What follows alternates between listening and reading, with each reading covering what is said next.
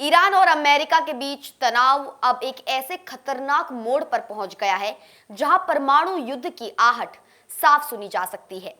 हालिया सैटेलाइट तस्वीरों ने खुलासा किया है कि ईरान के इस्फहान स्थित परमाणु संयंत्र यानी कि न्यूक्लियर फैसिलिटी पर पिछले 24 घंटों में हलचल अचानक बढ़ गई है।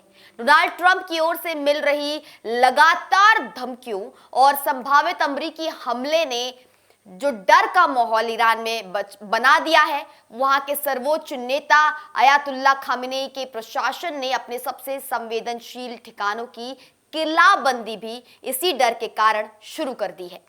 खबर है कि ईरान ने इस्फहान के अंडरग्राउंड कॉम्प्लेक्स के सेंट्रल और दक्षिणी एंट्री गेट्स को मिट्टी और मलबे से पूरी तरह भर दिया है ताकि किसी भी हवाई हमले या मिसाइल अटैक के असर को कम किया जा सके। इस किलाबंदी के पीछे ईरान की सबसे आधुनिक तकनीक अल्ट्रा हाई स्ट्रेंथ कंक्रीट यानी कि UHPC है। ये कोई साधारण सीमेंट नहीं है दोस्तों, बल्कि स्टील, फाइबर और खास रसायनों से बना एक ऐसा कवच है जो 40,000 PSI तक का दबाव झेल सकता है।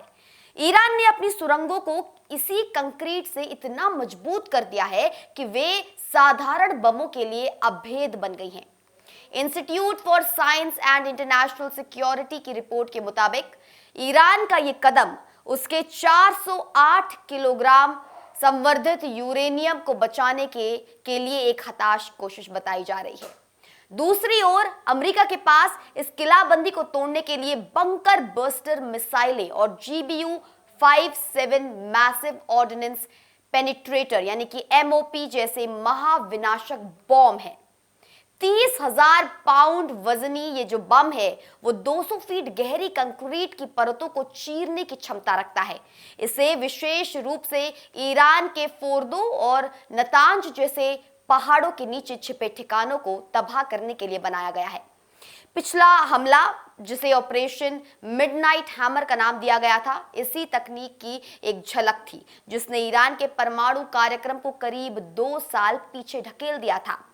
अब सवाल उठता है कि आखिर ट्रंप ईरान के पीछे हाथ धोकर क्यों पड़े हैं।